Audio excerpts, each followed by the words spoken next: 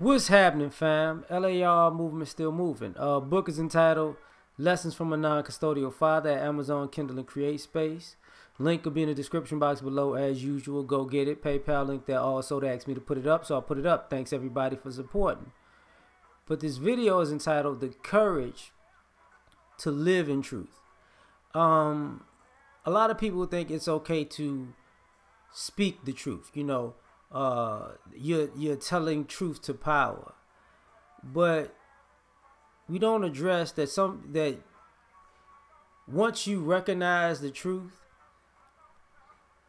there's a certain amount of courage it takes to live it, to live in that truth. So the question sometimes becomes, just because you recognize it doesn't mean you want to live in it. And what do I mean by this? American society is opportunistic. And you have people who can recognize the flaws, quote unquote, in the system, or the loopholes, more so, in the system, that they can benefit them. But here's the thing. They'll say, you know, it's legal. It may be immoral, but it's legal. It may be unethical, but it's legal. So I'm not doing anything wrong in a legal sense. So they'll do it. But when they do it, somebody else can say, you know what? Let me live in this truth. You'll stab me in my back, even though, because it's illegal. Maybe immoral, but it's legal. Maybe unethical, but it's legal. So I'm gonna live in this truth where you're my enemy. And they could be like, no, but I'm a friend. I'm an ally. It's just when I see an opportunity that, you know, that I might have to stab you in the back for, you know, that's legal. I mean, but I'm still your ally. No, you're not. Because you don't want to live in the truth. You know, I made a few videos about the ADOS thing. For people who are not ADOS, some recognize that, you know, our struggle is different from theirs. The things that were meant for us is not meant for everybody else, and they don't have a problem with that. Others do. But what those groups understand is they know the truth. You know, one group is willing to live in it, the other group's not.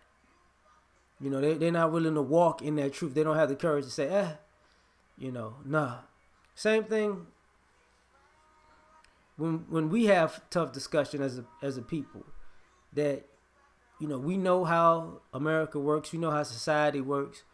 We come to know our position, and we're honest with ourselves and our position, and the ability that we have, and the opportunities that we have, and the obstacles that we face. And we say, okay, this is everything, you know, this is what I'm working with, pretty much.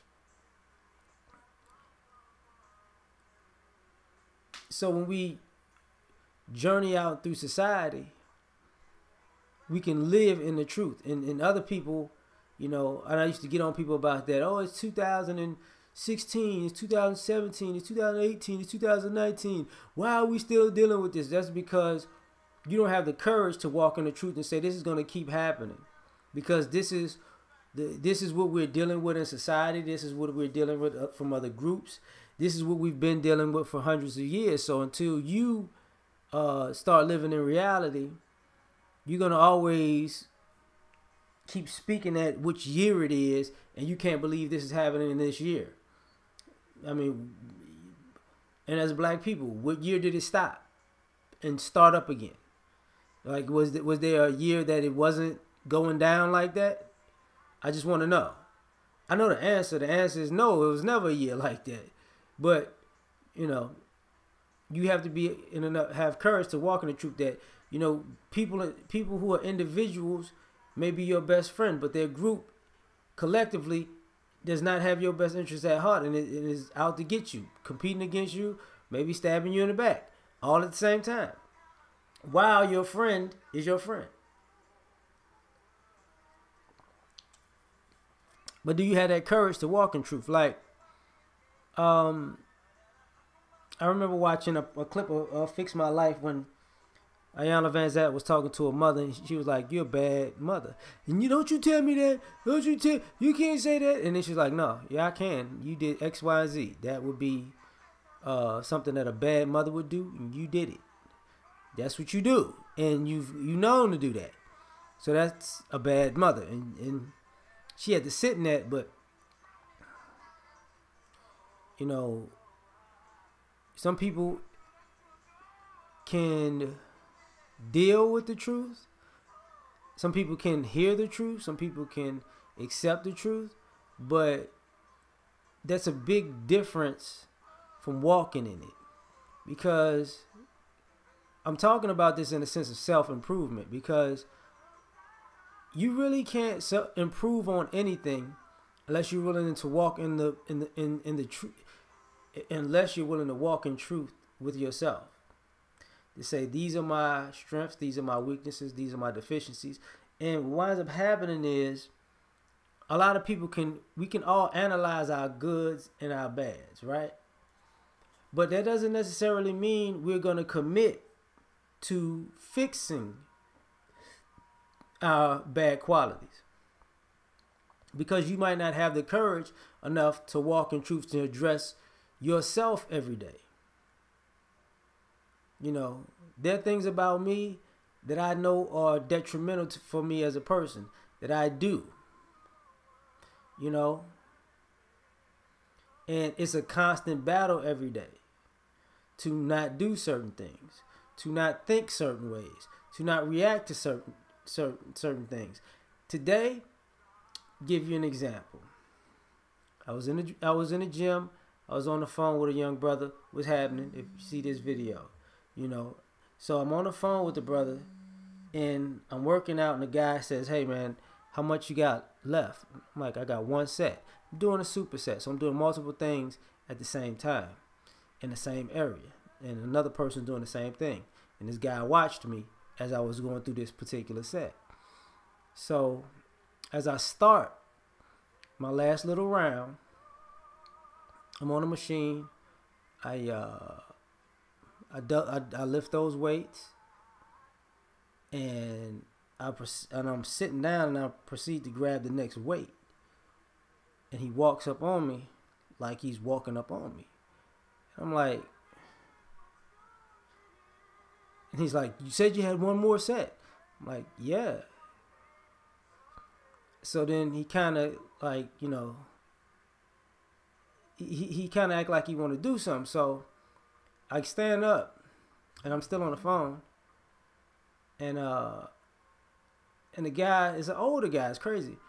And the guy looks at me. He's trying to unload the stuff, and I'm looking at him like, "Dude, you about to get hurt."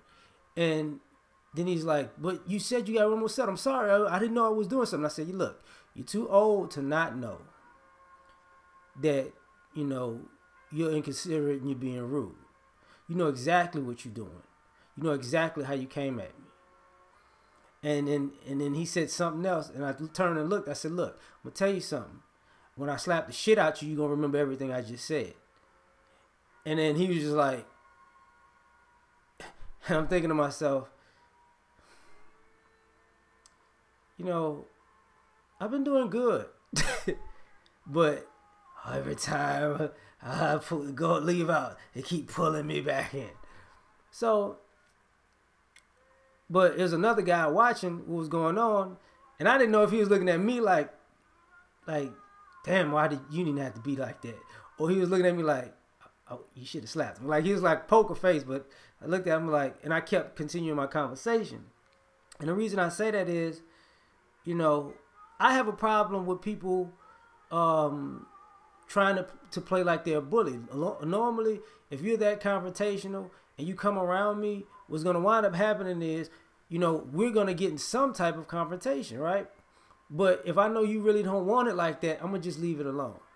Because I'm like, you talking, but, you know, because in my opinion, when I told him I slapped the shit out of him, and he didn't want to respond after that, I was like, oh, you just talking. Okay. Because, you know what I'm saying? Because, you know, it is what it is. But sad, but what I'm getting at the end of the day is, the truth is, I walk that truth where I don't like bullies and I'll take it there. Because I don't play that. I'm not looking for problems with people. It just, shit happens. I'm a smaller guy. You know what I'm saying? So people take that as a way to test and try it. And I have to go, hey, sometimes I get a little Steve Smith-ish, you know.